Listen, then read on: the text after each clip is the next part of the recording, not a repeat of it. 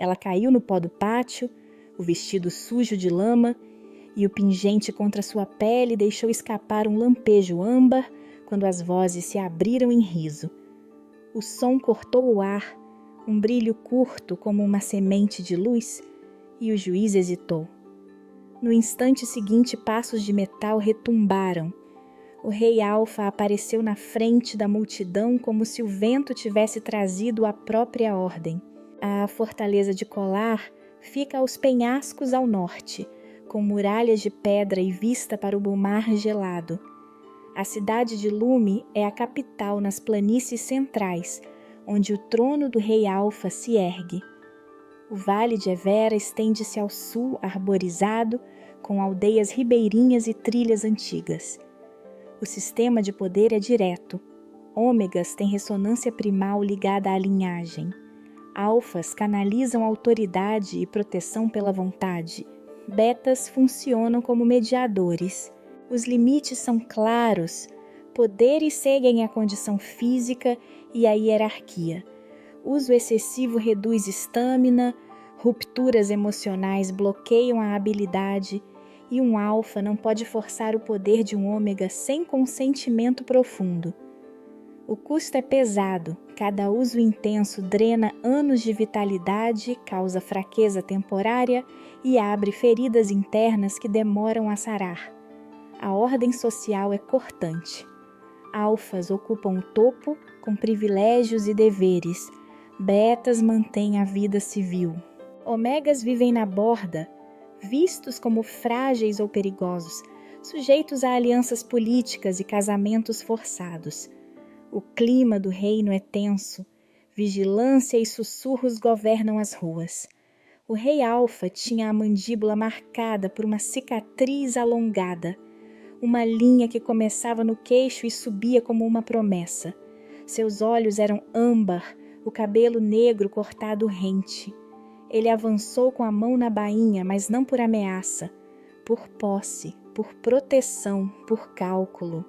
Por dentro carregava medo antigo, perder o controle e repetir a traição que o moldou. Aos 7 anos, entregou-se ao exército e foi abandonado. Escolheu poder em vez de família. Essa escolha o seguiu, duro como aço. Antes desse momento, ele era rotina e disciplina, um soberano calculista, isolado, que governava com mão de ferro, porque acreditava que a ordem preservaria o reino. O que ele queria era manter o trono e a estabilidade. O que ele precisava era outra coisa, reconectar-se com a própria vulnerabilidade e aprender a confiar. Ela tinha olhos violetas, quase translúcidos, e cabelo loiro prateado longo e desalinhado. Quando o pingente vibrara, ninguém notara o nó de medo que apertava sua garganta. A humilhação que caía agora vinha de uma acusação fabricada anos atrás, feita aos 16, pensada por mãos interessadas, encenada por um general com ambição. Seu conflito era íntimo. Guilt e vergonha tinham raízes profundas, fundadas na noite em que fora exposta publicamente por ordem do general Cailan. Ela escondia um segredo que poderia destruí-la. A ressonância vital vinha da linha materna. Havia uma marca de raiz em forma de trevo na nuca, coberta sempre. Seu dom podia curar e drenar, era proibido. O pingente do crepúsculo estava preso sob a blusa, na clavícula esquerda por um fio de couro gasto. Era de aço escuro polido, com uma gota de vidro âmbar do tamanho de uma noz. Bordas gravadas com linhas finas que lembravam raízes e runas de proteção no interior. Relicário materno, supostamente suprimia e canalizava sua ressonância. Também era alvo de curiosidade política.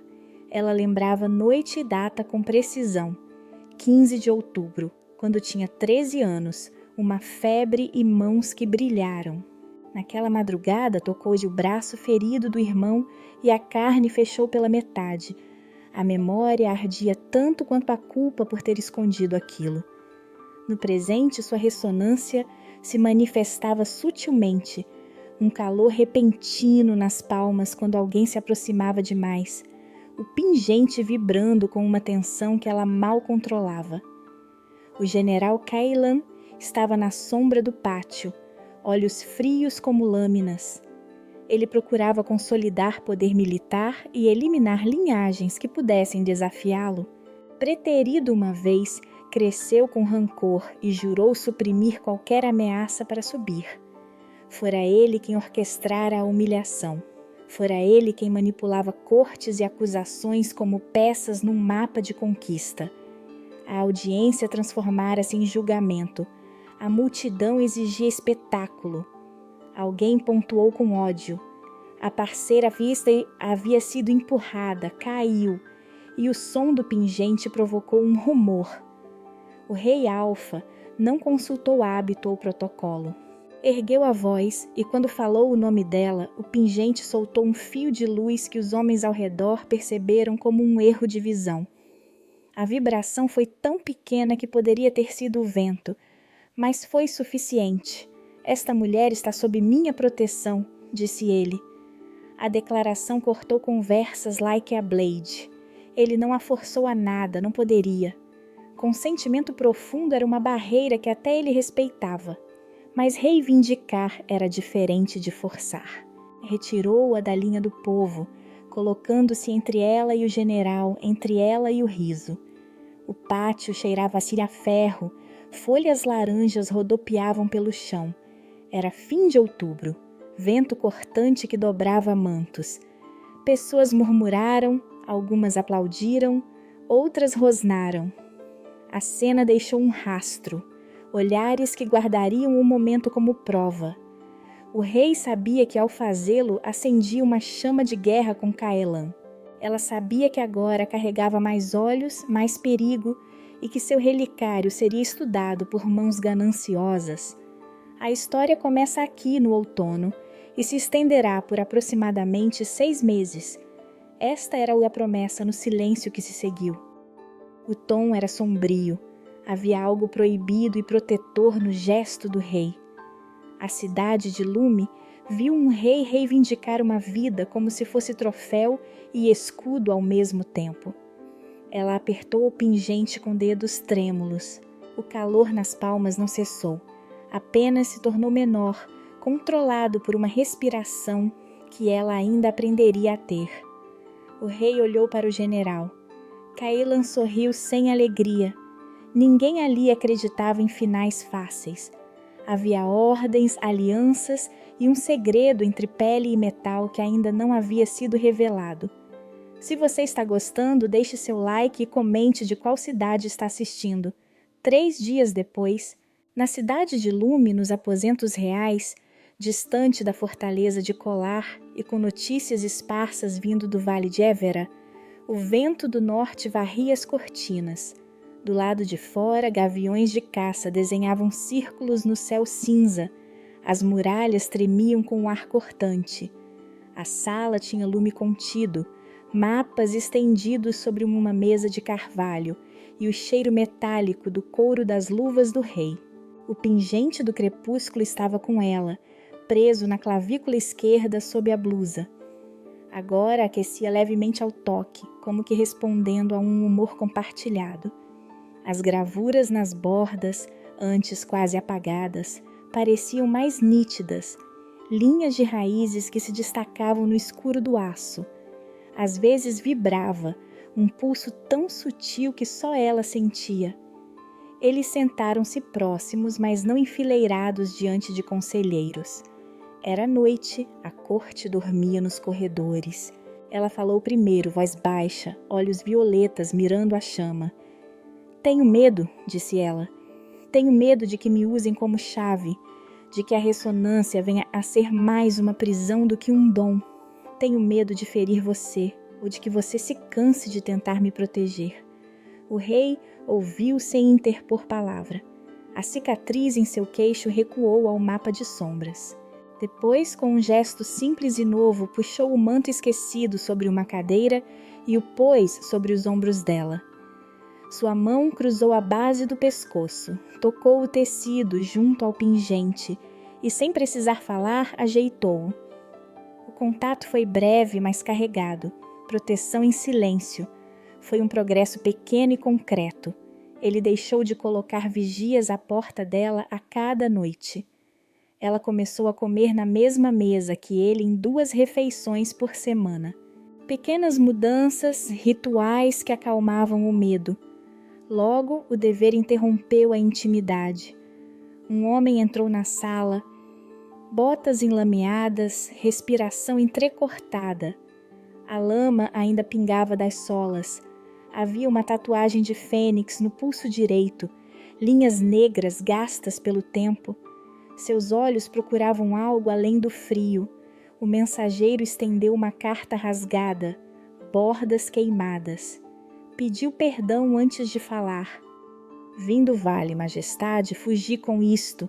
Preciso de favores e de proteção. Ele não queria amor. Queria um juramento.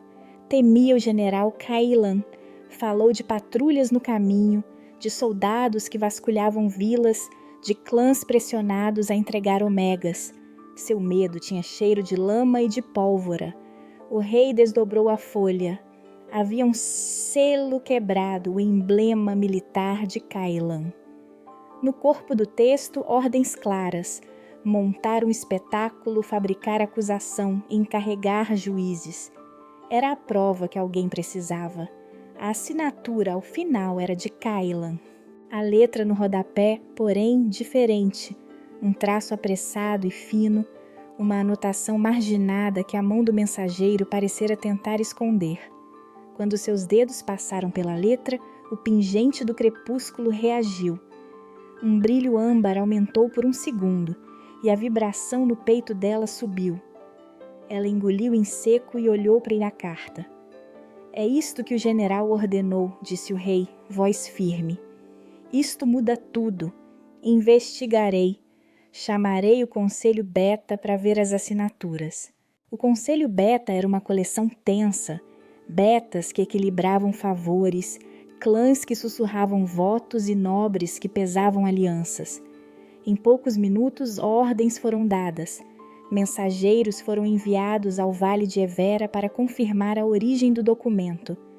Uma patrulha discretamente reforçada partiu para aquela estrada norte.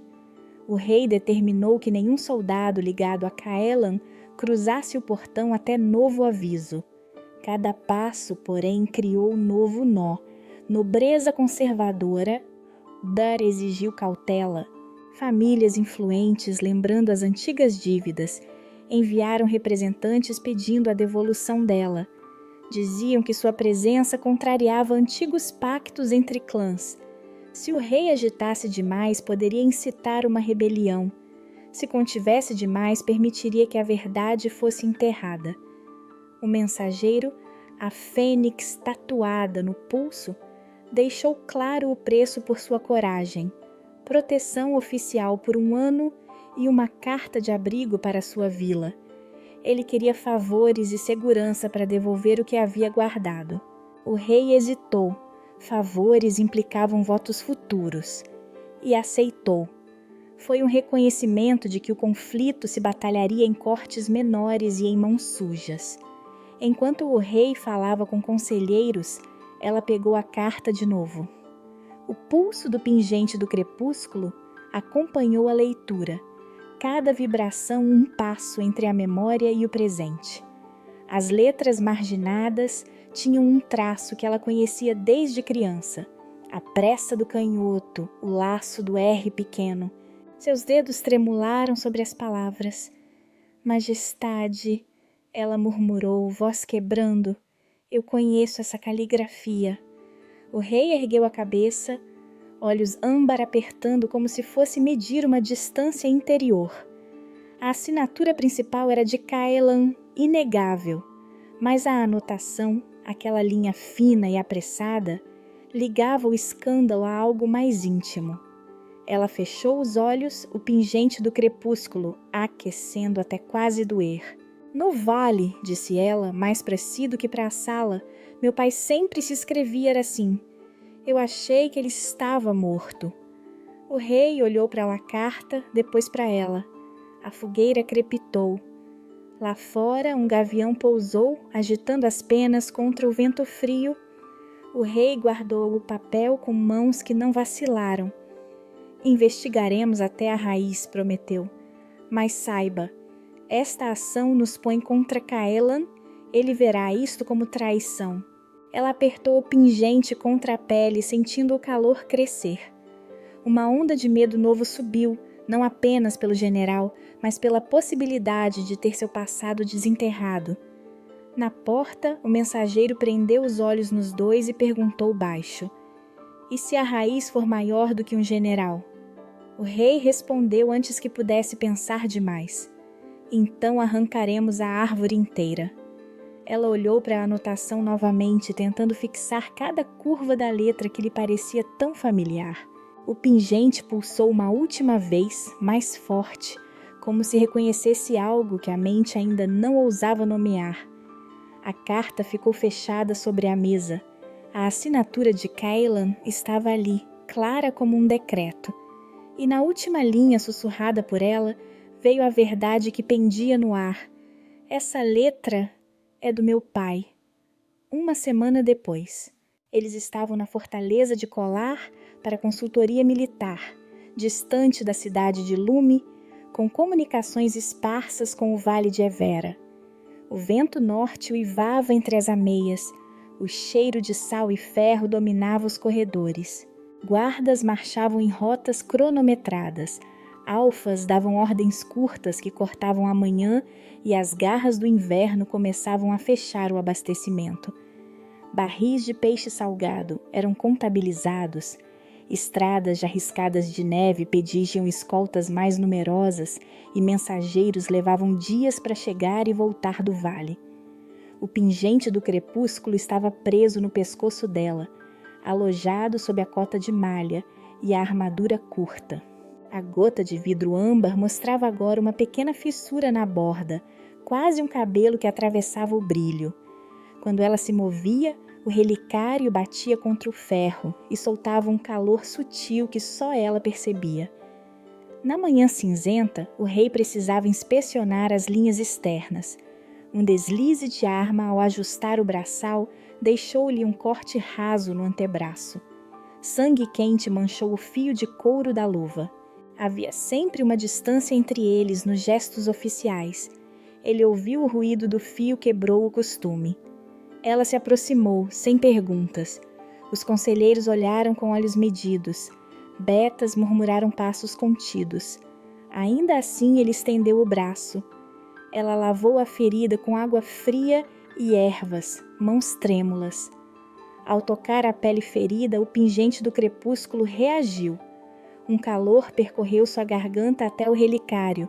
Veias de luz âmbar formaram-se, finas como raízes sob a pele. A luz tocou a mão dela, e por um segundo uma memória atravessou ambos. O fogo de uma lareira pequena, riso abafado de uma criança, o cheiro de madeira queimada e o traço da letra do pai sobre uma carta molhada. O rei apertou os olhos, a linha da cicatriz no queixo se contraindo.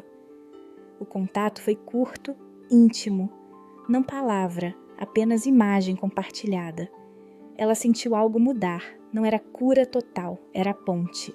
Ele, por sua vez, deixara sua mão pousar sobre a dela por mais tempo do que costumava permitir. Havia fragilidade no gesto que eles não haviam permitido antes.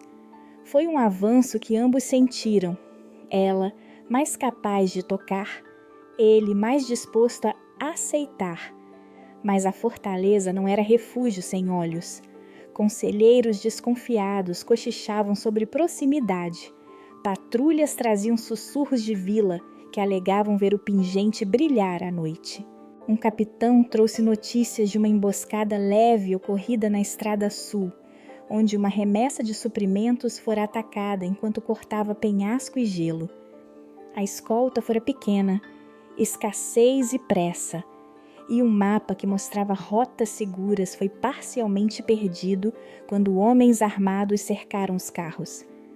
Um guarda, Jorren de mãos largas, levou uma lâmina na perna. A ferida não fechava bem. Outro carro foi cortado e um documento de couro com marcações do vale foi queimado pelas bordas antes que pudessem recuperar tudo. O golpe foi suficiente para abalar a confiança do rei. Quem soubera das rotas, quem traçara o assalto? O rei respondeu com ordem.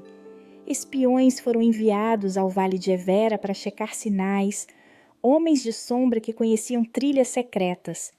Eram missões perigosas no frio. A lista de suspeitos cresceu. Caelan, clãs insatisfeitos, contrabandistas desesperados pelo inverno. Na noite posterior à emboscada, enquanto Jorren gemia no alojamento de feridos, ela entrou em segredo. Tinha prometido que tentaria apenas um gesto pequeno, fechar a carne, não prolongar o erro. Através do tecido, ela apoiou a mão sobre a perna machucada. O pingente aqueceu, veias de luz correram do âmbar pelo pulso dela e desceram como filamentos até a pele de Jorren. A carne tremeu. O corte fechou pela metade, cicatrizando num passo que parecia roubar algo dela. Quando terminou, sentiu o peso do custo, tontura, um gosto metálico na boca, o calor que subia e depois sumia como se tirassem dela uma parte do fôlego. Seus joelhos cederam levemente, o relicário lançou um último brilho que deixou uma marca tênue no pano que envolvia a perna, um resíduo dourado que ninguém ali saberia identificar. Jorren recuperou-se, mas a exaustão dela foi flagrante. O rei notou. Sua confiança oscilaram entre gratidão e medo. No portão, uma mulher parou sob o vento. Era uma curandeira do Vale de Evera, rosto recoberto por linhaças e as mãos manchadas de seiva verde, unhas quebradas, dedos com cheiro de raízes. Trazia sacos de ervas e uma história simples.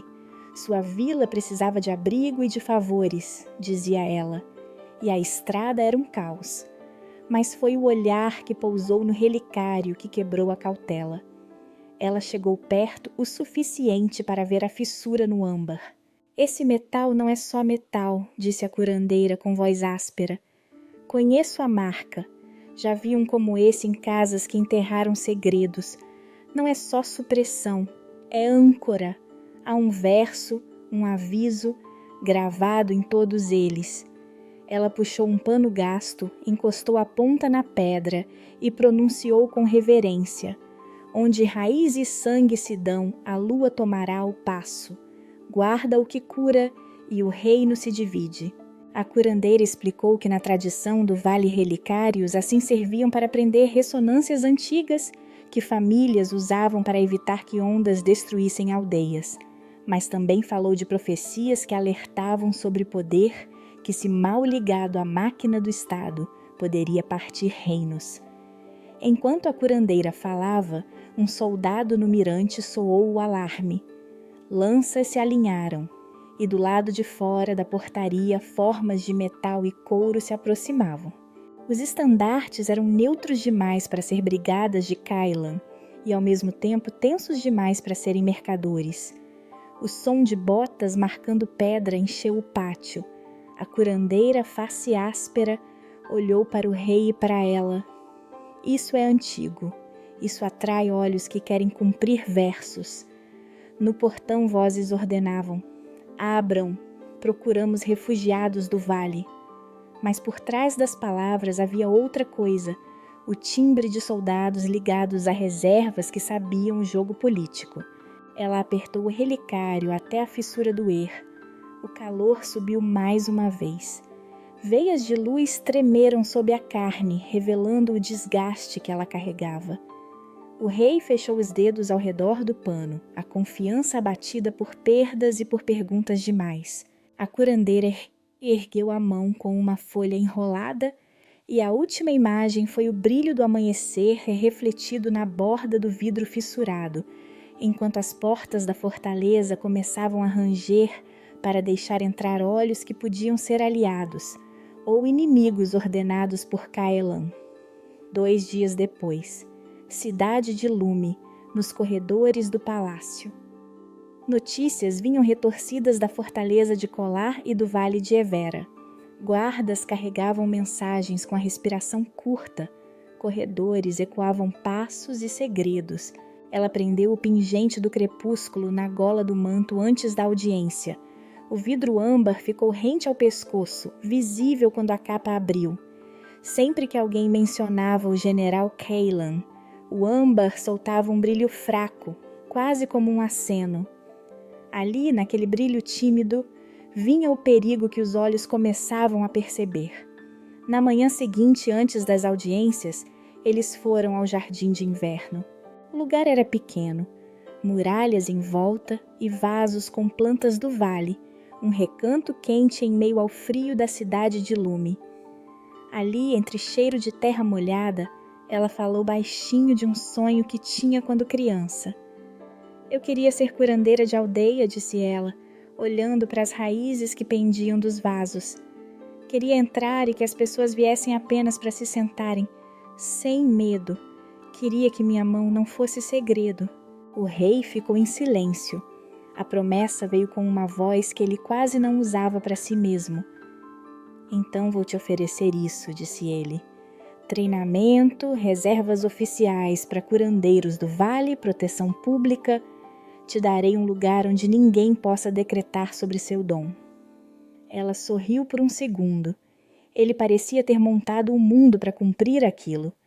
Mas naquela mesma tarde a promessa mostrou falha aparente. Necessidades políticas empurraram-no a expor aquilo que prometera proteger na sombra. O rei convocou uma audiência secreta com oficiais e alguns betas de confiança. O salão foi parcialmente fechado ao público, mas ainda assim betas trouxeram auxiliares e rumores vazaram às tavernas. O rei ajusta favores, dizia um bêbado. Alfaz ocuparam os assentos altos. Ômegas sentaram-se em cadeiras secundárias, atrás de fileiras. Assim funcionava a hierarquia na prática. Privilégios visíveis, posições marcadas, murmúrios na garganta dos que tinham menos. Foi nesse cenário que entrou o conselheiro idoso. Mãos pequenas tremiam quando segurou cair um documento com as bordas queimadas. O cabelo fino prateava ao vento artificial do salão. Seus dedos trêmulos não escondiam a vergonha de quem carregava muito. Ele se apresentou, nome e lealdade ao trono, mas a voz vinha fraca, como se cada palavra consumisse força. Majestade, falou ele, estendendo-lhe o papel queimado. Há feridas antigas que não cicatrizam se não forem limpas. Este papel veio de uma queima na estrada do vale. Nele há pistas. As mãos trêmulas batiam no documento. Temo que haja cumplicidade entre nossas fileiras. Ele acusou um aliado do rei, um capitão que comandara escoltas, de ter recebido ordens indiretas que favoreceram um ataque. Exigiu provas.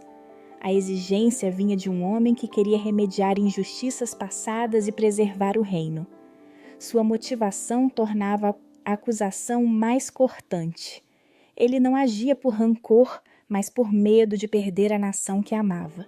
O rei ouviu, a face curta, a cicatriz marcando. Convoquei os oficiais e disse que haveria investigação.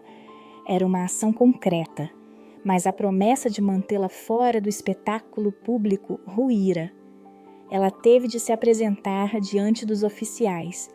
Sentou-se sob as luzes, o pingente do crepúsculo à vista, e o rei tocou na frente de todos para sinalizar proteção. O gesto foi deliberado. Murmúrios correram entre os nobres. Alguns aplaudiram em silêncio, outros rosnavam. A audiência virou plateia de acusações. Um comerciante levantou a voz apontando que favores concedidos a vilas do vale eram influência para casamentos forçados e ganhos de terras. Uma mulher de família influente exigiu que ela fosse devolvida a um clã. Palavras afiadas tentavam quebrar sua calma. A provocação subiu ao nível de humilhação quando um juiz provocou. Quem garante que não há mais mentiras escondidas sob o metal do relicário? Quem garante que ela não é chave para invasões de sangue? A plateia se inclinou sedenta. Ela sentiu o calor do pingente subir. A voz em sua cabeça deu um passo em direção ao rio do poder. Por um instante, a luz do âmbar tremeu forte. A memória do irmão ferido veio como uma lâmina. Foi preciso uma vontade de ferro para segurar a ressonância, apenas como medo, não como ato. O rei interveio com voz limpa e dura. Chamou silêncio. Haverá investigação oficial, não por capricho, mas por dever. Nenhum homem do meu reino usará acusações para linchar pessoas. Foi uma decisão política que encantou alguns e enfureceu outros. Ao sancionar a investigação, o rei expôs seu envolvimento direto. Ele tornava explícito que colocava o peso do trono atrás dela. Isso criou inimigos entre quem via ali fraqueza. O conselheiro idoso avançou então com o documento queimado. Abriu-o com cuidado e mostrou manchas e cifras escondidas entre carvão. Aqui, disse, há um carimbo que liga as ordens ao quartel de Cailan. Mas há algo mais. Com a mão trêmula, ele puxou um segundo fragmento mais pequeno e o depositou sobre a mesa. As bordas estavam comidas pelo fogo. Entre esses restos é a escrita que eu não pude queimar por completo. Enquanto os oficiais se inclinavam para ver, ela notou um traço familiar num pedaço menor. Era uma letra curva, o mesmo laço que vira na carta do pai. O coração dela apertou. Ela pegou o fragmento com dedos que tremeram menos que o do conselheiro e leu uma linha quase inteira. Não confie em Cailan. Se eu cair, que estas palavras mostrem. O salão pareceu morder o ar. O conselheiro apontou para o fragmento e declarou que aquilo não era apenas corrupção militar. Havia um fio que corria até uma traição maior. Ele exigiu que o capitão acusado fosse afastado até que a verdade surgisse. A consequência foi imediata. O rei ordenou inquérito público. A decisão trouxe algum alívio, mas também abriu a casa real a ataques políticos. O gesto do rei, tocar o pingente do crepúsculo em público, sancionar a investigação, o deixou visível aos olhos de inimigos que agora tinham munição, o rei que arriscava o trono por uma omega. Ao final, o conselheiro, com voz embargada, devolveu ao pergaminho queimado uma última promessa. Não deixarei que velhas culpas definam o futuro. E entre os documentos queimados, ela encontrou uma carta quase intacta. Era a caligrafia do pai. As palavras, mesmo parcialmente queimadas, abriram uma ferida e uma direção. O salão fechou-se em silêncio tenso. O pingente do crepúsculo no manto voltou a brilhar, fraco, quando alguém sussurrou o nome Cailan. Ela segurou-se o fragmento da carta e soube, com medo e alívio misturados, que aquele pedaço de papel mudaria tudo. Meio de inverno, 3 semanas depois. Eles saíram do Vale de Evera ao amanhecer, trilhas encharcadas e neve velha nas sombras das árvores. O ar cortava como lâmina. Foram na direção norte, rumo à fortaleza de Colar, por caminhos que conheciam e outros só sussurrados em tavernas. A caravana era pequena. Soldados do rei, alguns betas, 2 curandeiros do vale e ela, com o pingente do crepúsculo escondido sob vendas. O vidro âmbar vibrava contra o peito dela. Pequenas rachaduras já se abriam na borda, linhas finas que piscavam como veias. A neblina do vale vinha densa, pegajosa. Raízes inchadas agarravam botas. A fauna era tímida, corvos em fileira, um par de raposas que sumiram entre troncos. Mas havia barulhos que não eram animais, passos longes demais para serem apenas viajantes. Os rumores do general Cailan os seguiam como sombra molhada. No segundo dia, antes de cruzarem um planalto, apareceu o guia. Veio do vale vestido em pele úmida, com uma cicatriz diagonal que riscava o rosto como uma sentença. Chamava-se Marek, não aceitou prata do rei, recusou tarifas. A trilha é sagrada, disse. Não trago preço, trago memórias, protejo-lhe o caminho.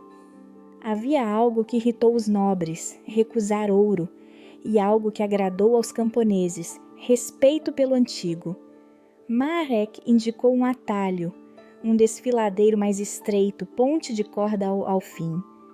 É difícil, avisou, mas evita as rotas largas onde vigias marcham. Ele não mentiu. Ofereceu um risco em troca de anonimato. O rei hesitou. A velha voz do medo lhe sussurrou o futuro. Se escolhesse a estrada segura, poderiam encontrar uma patrulha de Caelan. Se tomasse o atalho, metragem por metragem seria a responsabilidade do rei. Ele escolheu o risco, ordenou a partida rápida, selecionou sua guarda pessoal, 3 alfas de confiança, 2 betas para mensurar, Jorren entre eles. O esforço físico de manter homens e animais aquecidos, de forçar passos por trilhas traiçoeiras, tirava-lhe o controle. Cada decisão militar vinha com cheiro de abandono antigo.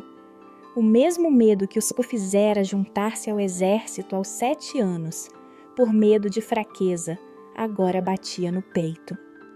Durante a travessia na caravana apertada, ela falou pela primeira vez de um crime antigo que não tivera coragem de contar. Quando era pequena, disse ela, voz baixa entre as cordas e a madeira, meu pai me pediu que levasse uma carta a um homem da estrada. Vi soldados, congelei, não entreguei. Mais tarde viram fumaça. Queimei o que tinha. Achei que eu o condenara. O rosto dela ficou pálido enquanto as palavras saíam, e o pingente no peito reagiu, um frio que subiu até as vendas. O rei olhou para ela, e a rigidez em seus ombros quebrou um pouco. Eu também deixei alguém, respondeu ele, revelando uma ferida que raramente mostrava. Quando tinha 7 anos, escolhi o exército em vez de voltar para uma irmã doente. Achei que a ordem salvaria mais do que o risco de ficar. A escolha me persegue. Disseram-se coisas simples, sem glória, culpa pelo abandono, o peso de decisões e o medo de repeti-las. A confissão criou um fio novo entre os dois, entendimento e tensão. Eles se aproximaram como 2 que já sabiam como se cerrar diante do mundo, mas aprenderam a se abrir no silêncio. O rei permitiu uma pausa, mandou que firas e cavalos descansassem. Deu ordens claras, 2 homens à frente para sondar, 3 na retaguarda, Marek na guia.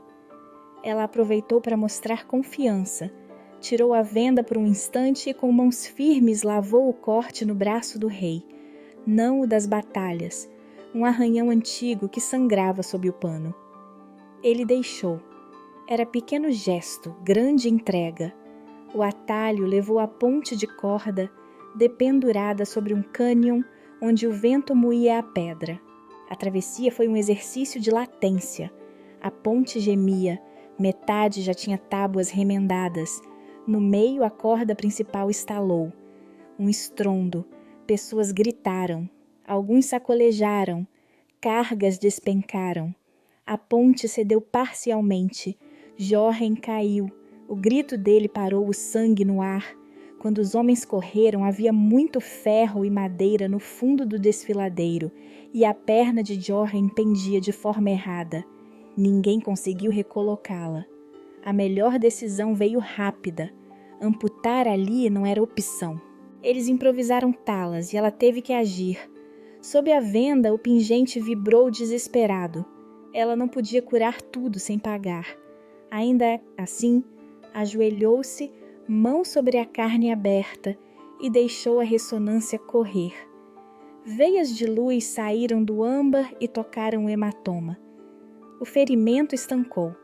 Jorren não perdeu a consciência, mas perdeu algo permanente. A perna ficou incapaz, gangrena nas horas que se seguiram provaria que a mobilidade acabara. O preço veio em ondas, tontura, vômito de ferro, respiração ruidosa. A fissura no vidro do relicário cresceu. A rachadura abriu como uma cicatriz nova. O sacrifício mudou o humor da caravana. Alguns sussurraram culpa para o rei por ter escolhido o atalho. Outros juraram lealdade maior. O guia Marek ficou irredutível. O caminho exige tributo, murmurou. Ele mostrou uma pequena marca nas palmas, símbolo de trilha, e disse que evitara tarifas porque aquela estrada conhecia sangue antigo. A presença dele complicava tudo. Era um aliado e uma acusação. Ao anoitecer, montaram um acampamento entre pinheiros que rangiam. A caravana perdera suprimentos. Barris, algumas peles e munição deslizaram para pedras. O pingente, enrolado sob novas vendas, ganhou mais uma fenda que cortava o âmbar. Parecia menos objeto e mais testemunha. A ressonância havia cobrado uma dívida do corpo dela, os olhos fundos, a mão que tremia. Quando o respiro do acampamento se acertou, prenderam um homem andando sozinho entre as barracas. Era informante, dedos queimados, roupa simples e olhos que evitavam as estrelas. Amarrado, confessou baixo. Caelan tem olhos na cidade de lume, disse.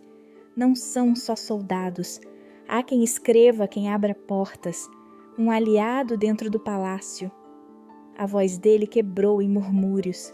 O ar gelado pareceu piorar. O mundo deles estreitava em cordas. O rei apertou o nó da coragem. A decisão militar que fizera os levara até ali, com um preço que agora se via no olhar dos homens e na rachadura do relicário. Eles tinham atravessado a ponte. Havia sobreviventes, havia perdas, e havia Joatia. Ao final da noite, a certeza de que a guerra nas sombras era maior do que imaginavam e mais próxima do trono do que podiam suportar. 5 dias depois, de volta à cidade de Lume para enfrentar acusações crescentes, a procissão que atravessou a praça do mercado parecia feita de fumaça e garras. O pingente do crepúsculo estava agora trançado ao manto do rei Alfa, preso por um fio de prata que o rei mandara forjar para que fosse visível a todos. À noite, as runas internas do relicário brilhavam, pequenas linhas de luz âmbar que se viam nas sombras dos edifícios. Para alguns era sinal de aliança, para outros, alvo. As vozes na cidade se dividiam. As portas dos armazéns, mercados vazios murmuravam sobre estradas perdidas até o vale de Evera. Pescadores temiam perder acessos aos riachos que alimentavam suas redes se decisões políticas continuassem a trocar terras por favores. Havia debates públicos nos quais ela, pela primeira vez, tomou a palavra não só como protegida, mas como participante ativa. Subiu numa caixa ao lado do chafariz e falou sobre curandeiros do vale, sobre o que se perderia se antigos campos de ervas fossem cedidos. Falou com a voz trêmula de quem aprendeu a não pedir sem explicar o preço. Na privacidade do aposento do rei, naquela mesma tarde, ela lhe pediu algo íntimo.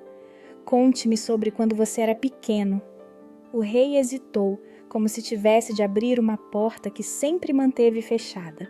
Contou então de uma infância marcada por um inverno que quase congelou sua irmã. Ele falou da casa que cheirava a pão e remédios e de uma noite em que acordou com seus irmãos tossindo sangue. Pediu aos parentes ajuda, foi ignorado.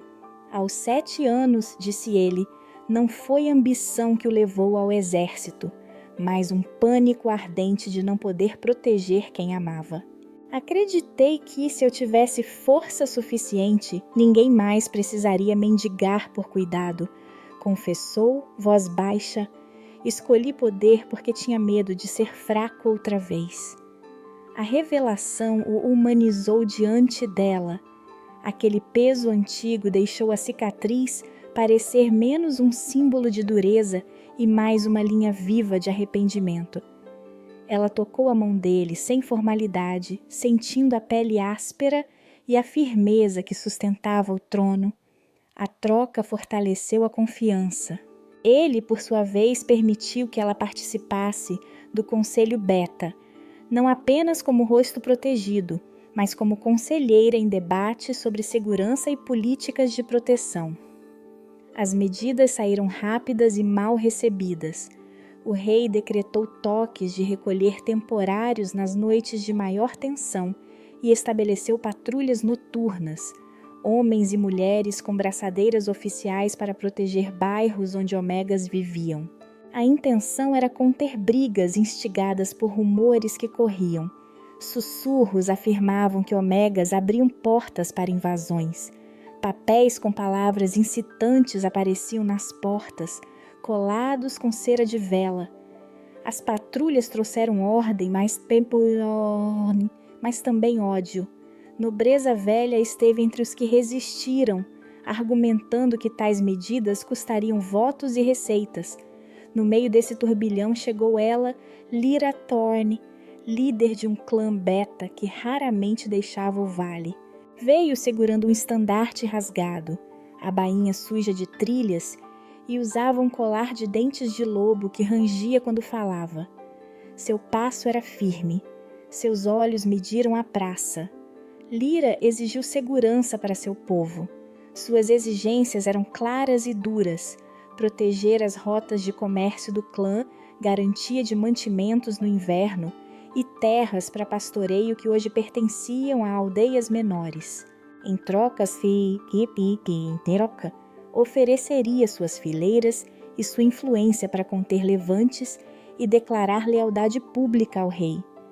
A chegada de Lyra moveu peças no tabuleiro.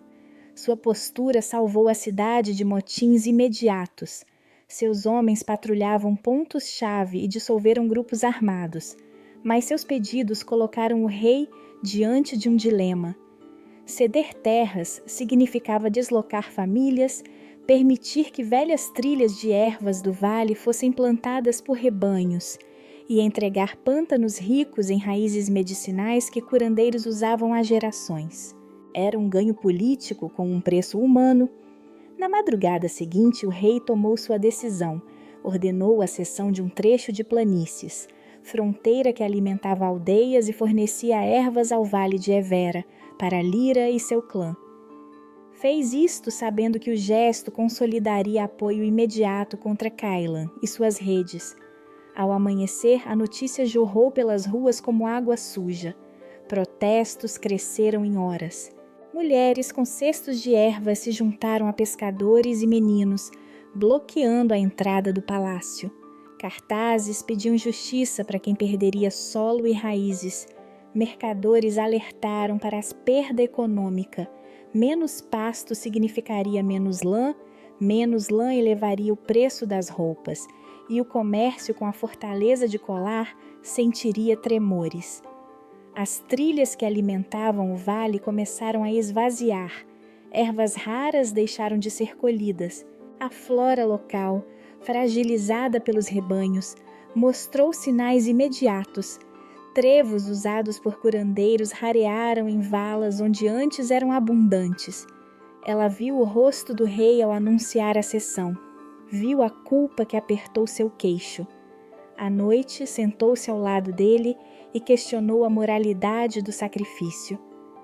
Arrancamos vida de outros para manter o trono, disse baixinho. Quem nos garante que não seremos os próximos a perder algo que não se compra? Sua resistência em aceitar ajuda, sem sentir-se devedora, reapareceu. Proteger a cidade custara a dignidade de outros. O rei, pela primeira vez, ouviu não só um pedido de proteção, mas uma acusação moral que calou na carne. O pingente do crepúsculo, trançado ao manto, tornou-se símbolo público da aliança. Na procissão seguinte, alguns aplaudiram, outros cuspiam no caminho. Crianças apontavam. A luz das runas atraía olhares curiosos e raivosos. Guardas ocuparam as bordas da praça para evitar que pedradas atingissem o manto real. E numa noite sem lua, quando os corredores se acalmaram e o manto repousava no aparador do rei, houve o silêncio que precede o ataque. O manto estava vazio, onde o relicário deveria ficar. O pingente do crepúsculo desaparecera. Na pedra fria do salão, pegadas úmidas conduziam em direção ao corredor mais reservado do palácio, pegadas que levavam ao salão privado do general. 12 dias depois, eles estavam escondidos no vale de Évera, entre casas de pedra cobertas de musgo e trilhas que só os velhos lembravam. A curandeira que os abrigava guardava o pingente do crepúsculo, enrolado num pano sujo de ervas. Quando ela o abriu para confirmar o selo, filetes de luz âmbar se desprenderam do vidro fissurado como fios de neblina. A luz tocou as faces dos presentes e, por um momento, calou as vozes. As negociações começaram sob um teto de tábuas. Líderes de aldeias vieram. Lyra Thorne já estava lá, tensa, mas firme. Outros chegaram com peles molhadas, rostos cortados pelo vento. O rei falou pouco. Pediu que cada um contasse o que precisavam para segurar rotas e viver o inverno. Os pactos no vale seguiam rito simples e antigo. Pão dividido ao meio, sal colocado na palma da mão, uma raiz trançada entre 2 dedos. Quem partilhava pão e sal prometia sustento. Quem trançava a raiz prometia proteção mútua. Ela observou tudo com olhos que já não eram apenas de medo. Na noite anterior, sentada ao lado do fogo, lembrara de uma canção que sua mãe lhe cantara. Versos que falavam de filhos da raiz, de deveres que vinham do sangue e não do trono. Era uma canção que descrevia responsabilidade, não submissão. Quando ela murmurou as primeiras linhas no meio do encontro, a surpresa pairou. O rei Alfa, sem vergonha, juntou-se e cantou um trecho. Sua voz rouca e baixa costurou as palavras antigas com reverência. O gesto diante dos olhos dos aldeões foi declaração. Ele aceitava o significado da linhagem dela. O público respondeu com um silêncio respeitoso, que tinha mais força que qualquer aclamação. O pingente, aberto por poucos, revelou algo mais. Por baixo do âmbar, gravado em metal escuro, havia um trevo de 3 folhas entrelaçadas com uma marca que correspondia à letra do pai dela. O sinal confirmou a linhagem que muitos temiam. A curandeira pronunciou o que todos perceberam. Aquela marca era autorização ancestral, não cadeia. Filetes de luz se desprenderam, pousaram nas mãos dos que ali estavam, e o medo mudou de forma. Não sumiu, mas ficou contido. Foi então que um jovem ferreiro entrou no galpão, as mãos negras de carvão e um martelo pequeno batendo no quadril. Chamava-se Thomas. Ofereceu-se para reparar armas, reforçar lanças, forjar pontas que segurassem o gelo. Seus olhos guardavam raiva como se a memória de sua família ardia por dentro.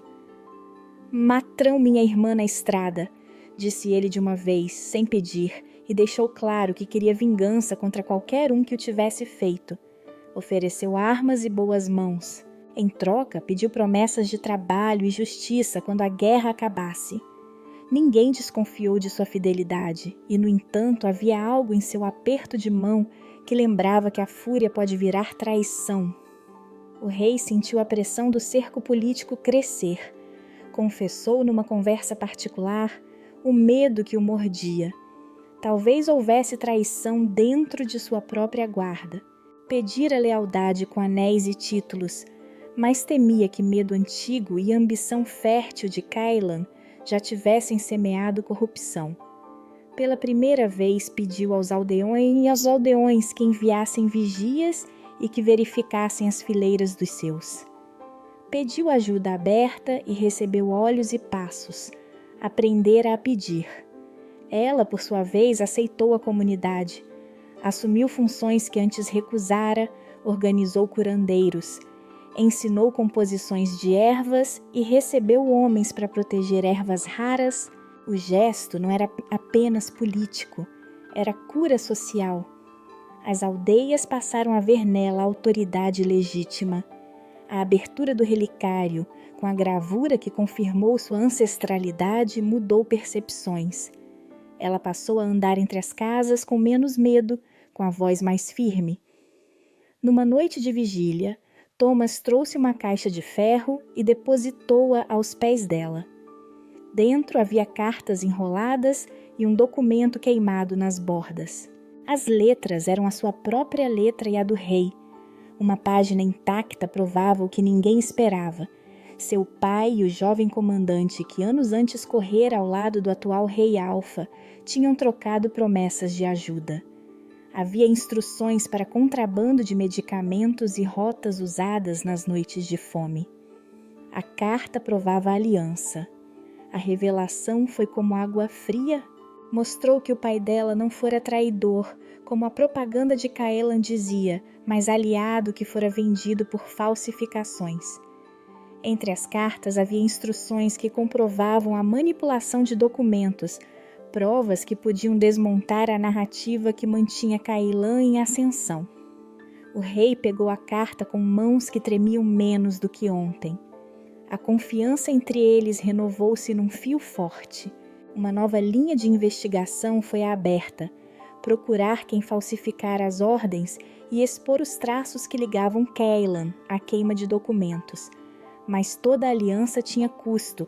Para garantir armas do ferreiro, o rei prometeu isenções de taxas a certas tribos e cargos menores a líderes que aceitassem assumir patrulhas.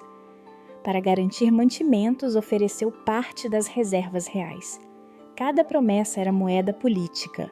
O rei sabia que ceder enfraquecia sua posição entre nobres, mas resistir poderia perder vidas. Quando partiram para regressar à cidade de Lume, as botas afundaram na lama do caminho. Havia pressa e medo, mas também uma clareza nova. A gravura no relicário fora mostrada a poucos e lera-se nas faces dos aldeões um respeito que antes não existia. Iriam com aliados, com armas forjadas por mãos sombrias, com provas que apontavam para forjadores de mentiras. Ao chegarem aos portões, no entanto, encontraram a cidade em alerta, guardas fechavam ruas, homens e mulheres eram levados a correr, paredes ecoavam gritos, e no alto da praça, sobre o mastro que antes mostrara o brasão do rei, a bandeira do general hasteava em praça pública. Uma semana antes do confronto esperado, voltaram à cidade de Lume como quem traz chama para na borda do barril. Saíram do vale de Évera com aliados, armas e provas. Passaram pela fortaleza de Colar como quem olha um antigo inimigo que agora se faz visível. Aqui, nas ruas estreitas entre lojas de lã e cantos de pedra, preparavam o que podia ser uma batalha por honra, por poder e por verdade. O pingente do crepúsculo não estava mais inteiro. Em um ritual rápido, na véspera do retorno, cortaram-no ao fio. Uma metade foi para o rei Alfa, presa ao manto por um fio de prata. A outra ficou com ela, escondida sob o braço. O corte dividira o âmbar. A metade do rei emanava calor, uma luz âmbar que aquecia a pele. A metade dela soltava frio, claro e cortante, como se segurasse a lua. Juntas brilhavam em dissonância, e quando as palmas se tocavam entre os dois, as bordas soltavam faíscas de lembrança, pulsos que uniam intenção e cautela. Treinaram juntos todas as manhãs. Ela ensinou técnicas de controle que aprendeu no vale. Respiração lenta, âncoras de lembrança, movimentos que direcionam a ressonância sem deixar que ela se escoe em vida. O rei aprendeu a ouvir o ritmo do relicário, a posicionar sua mão de proteção sobre a metade quente para absorver o choque emocional que vinha com o uso. Montaram rituais simples. Antes de dormir, alinhavam as metades, pronunciavam nomes dos que haviam perdido e sopravam sal e ervas nas fendas. Era proteção mútua a cada gesto repetido. O vínculo cresceu num campo de treino e silêncio. Houve um momento, sozinho no pátio da cidade, quando ela guiou a mão dele sobre o local onde a ressonância pulsam. Ele respirou como nunca antes e deixou cair a máscara de comando. O gesto foi pequeno, pôs sua cabeça encostada no ombro dela, aceitando vulnerabilidade. Foi a prova que ele não seria apenas trono e título.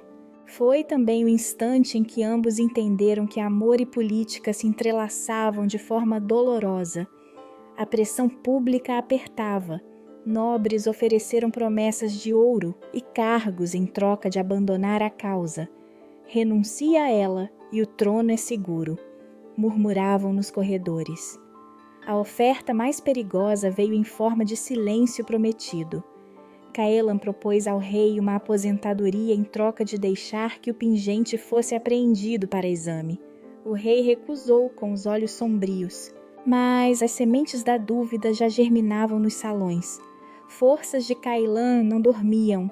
Relatos mostravam colunas a caminho da cidade, homens marchando da fortaleza de Colar em rotas que cortavam estradas secundárias.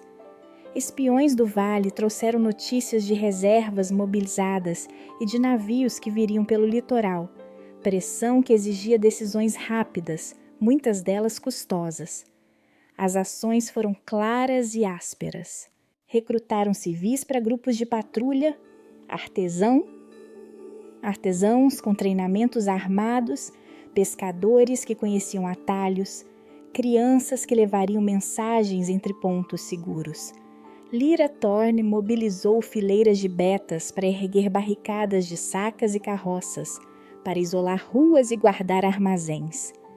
O Forger Thomas trabalhou sem cessar, martelando lanças e reforçando escudos com ferro reciclado. A curandeira do vale preparou remédios amargos, poções que aliviavam o peso do uso do dom, compressas para febres e um tônico que sustentava quem perdera noites em vigília. Cada preparação custou tempo, mãos e comida. Famílias sacrificaram mantimentos, colheitas foram retidas para o armazenamento militar. O preço humano crescia a cada ordem. O conflito interno se aprofundou nela. À noite, sentava em um banco de madeira e escondia o resto nas mãos, imaginando o tropeço final. Curar implicava roubar anos de vida. Cada uso deixava marcas no relicário e marcas no corpo. Ainda assim, a cidade a esperava. E havia crianças que choravam na praça porque um incêndio de piche destruíra barracas. A decisão moral veio como uma lâmina.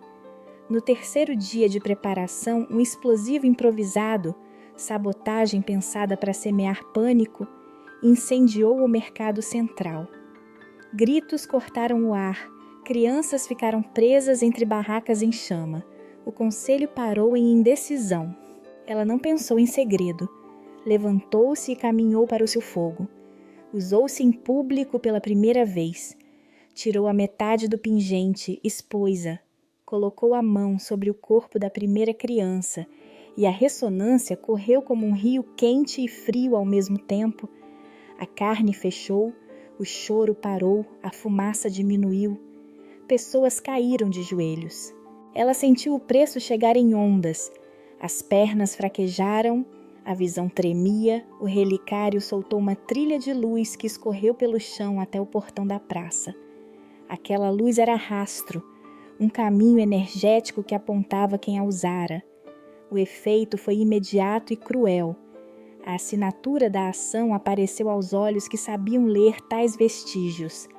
Caelan, informado por homens pagos para seguir a energia, ajustou seus planos, preparou uma caçada que agora tinha direção. A cidade reorganizou-se para um cerco. Armazéns foram barricados com carroças, lojas entrincheiradas com tábuas.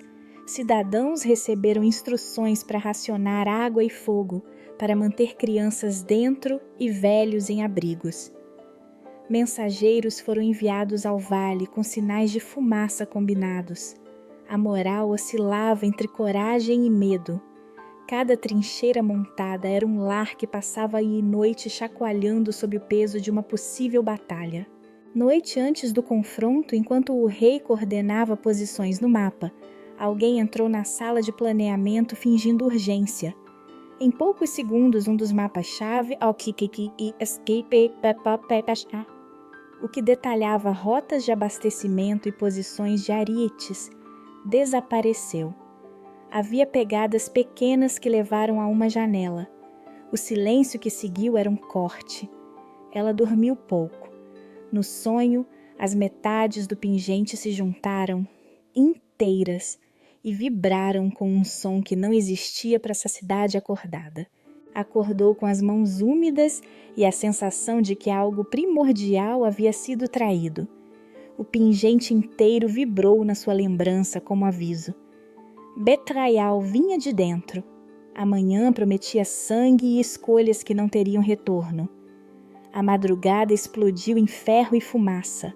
Cailan lançou seus homens contra a praça do mercado como quem tenta arrancar um tronco pela raiz.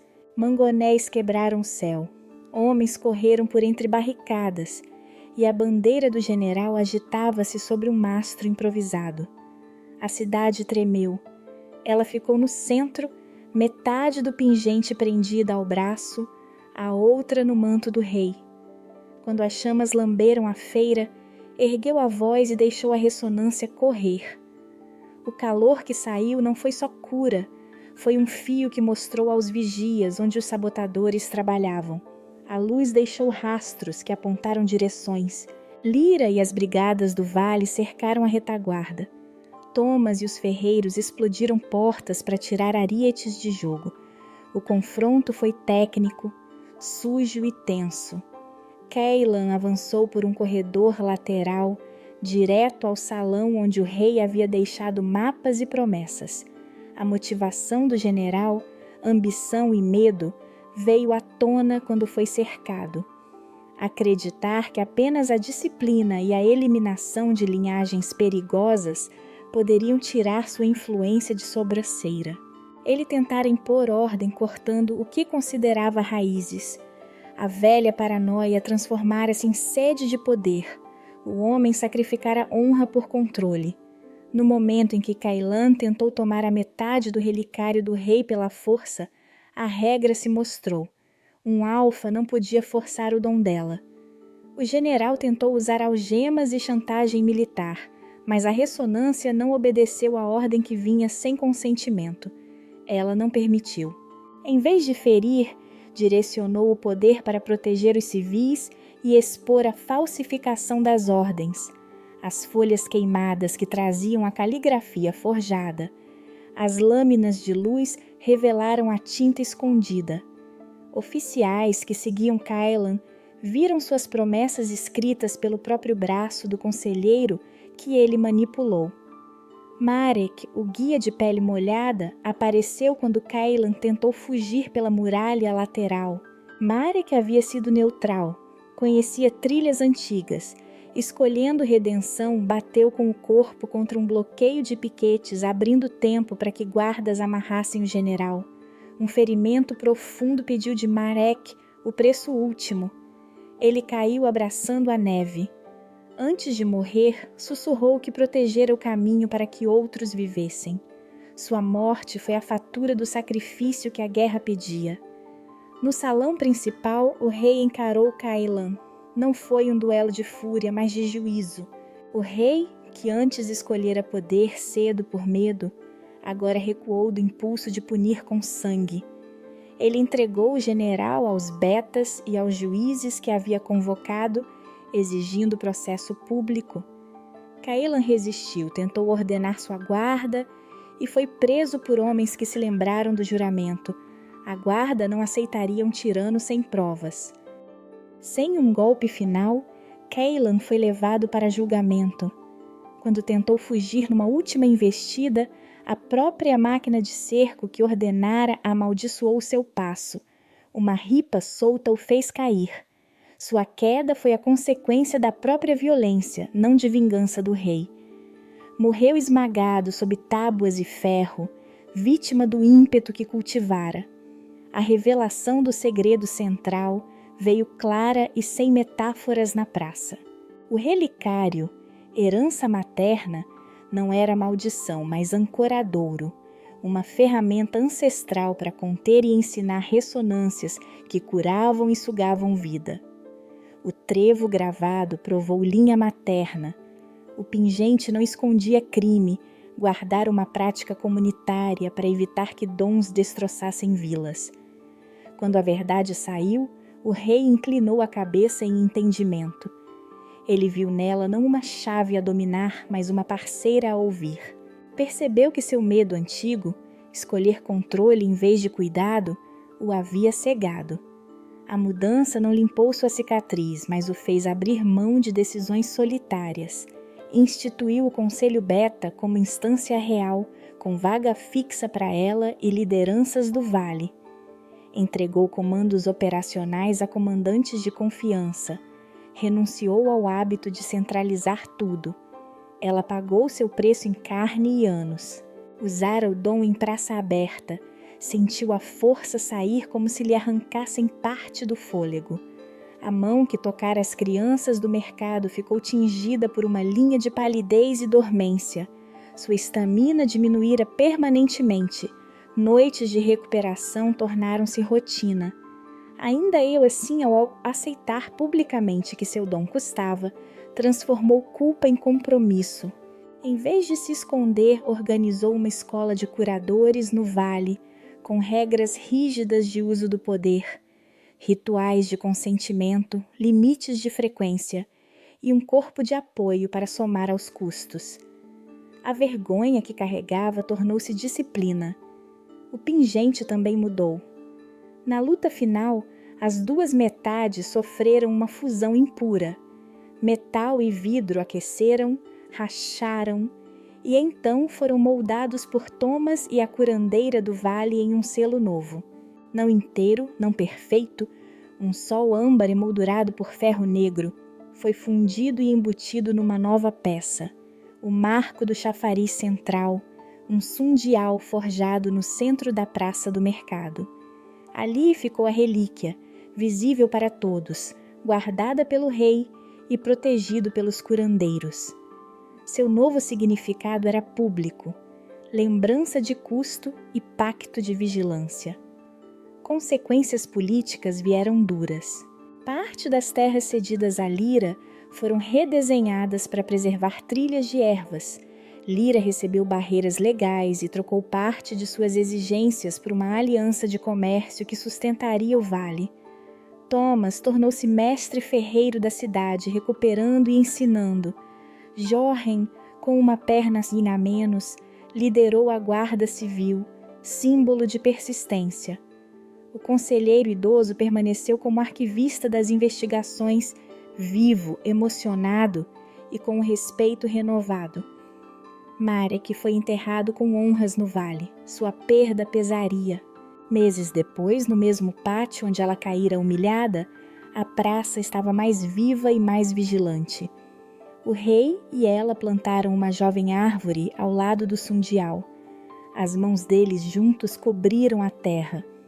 O pingente, agora parte do marco, brilhava à tarde como advertência e promessa. Ele apertou a mão dela com a cicatriz na face e uma nova marca na palma. Ela sorriu, mãos marcadas, respiração lenta. Eles haviam trocado a solidão por pacto. Erguemos algo que pesa, disse ele. Que pese, respondeu ela, mas não nos quebre. Eles ficaram ali, lado a lado, vendo a cidade de Lume reconstruir-se, a fortaleza de Colar contida por um novo comandante leal, e o vale de Evera manejando terras com leis que protegiam raízes e remédios. Havia custos, havia feridas e havia um futuro que exigia trabalho. Meses depois, o conselho reunia-se com ela liderando curadores. A parceria deles resistia, mais frágil, mais honesta e suficientemente forte para continuar.